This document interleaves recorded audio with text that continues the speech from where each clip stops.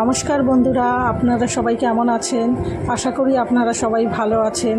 আজকে আমি আপনাদের কাছে নতুন একটা রেসিপি নিয়ে চলে এসেছি। লাল শাক ভাজা কিভাবে এটা বানাবো সেটা আজকে আমি আপনাদেরকে দেখাবো। লাল শাকে প্রচুর পরিমাণে ক্যালসিয়াম, ভিটামিন, মিনারেল রয়েছে, যা আমাদের শরীরের জন্য খুবই প্রয়োজন। সপ্তাহে অন্তত 3 দিন করেই আমাদের যে কোনো শাক খাওয়া উচিত। তো চলুন আমি স্টার্ট করে দিচ্ছি আপনাদেরকে দেখানো। প্রথমে কড়াইটা গরম করে নিতে হবে। আমি পুরো রান্নাটাই কিন্তু সর্ষের তেলে করব। কড়াই গরম করে নিয়ে তার মধ্যে সামান্য পরিমাণে সর্ষের তেল দেব, দিয়ে গরম করে নিয়ে শুকনো লঙ্কা, কালো জিরে ফোড়ন দেব, দিয়ে একটু নাড়াচাড়া করব। রসুন কুচি দেব, রসুন কুচিটা দিয়ে একটুখানি নাড়াচাড়া করব।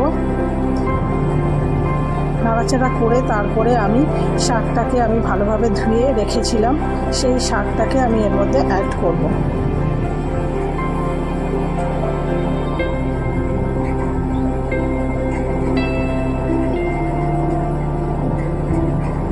দেখুন শাকটাকে আমি দিয়ে দিলাম, তারপরে এটা নাড়াচাড়া করতে হবে। পুরো রান্নাটাই কিন্তু ঢাকা চাপা দিয়ে করতে হবে,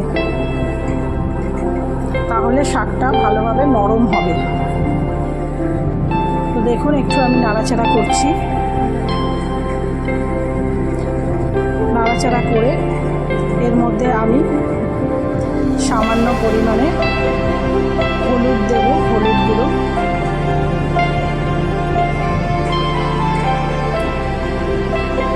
নুন দেব স্বাদ অনুযায়ী,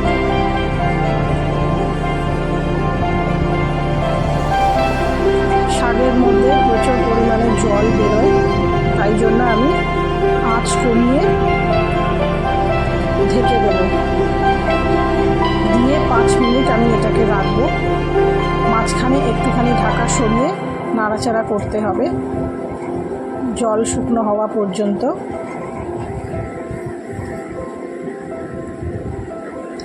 দেখুন এখানে জলটা শুকনো হয়ে গেছে। এবারে আমি একটু নাড়াচাড়া করছি। নাড়াচাড়া করে এর মধ্যে আমি পোস্ত ছড়িয়ে দেব।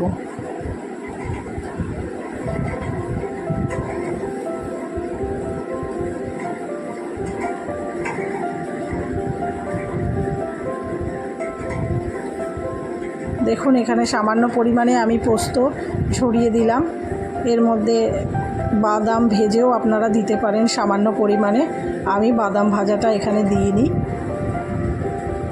বাদাম ভাজাটা দিলে আর একটু বেশি ভালো লাগে খেতে।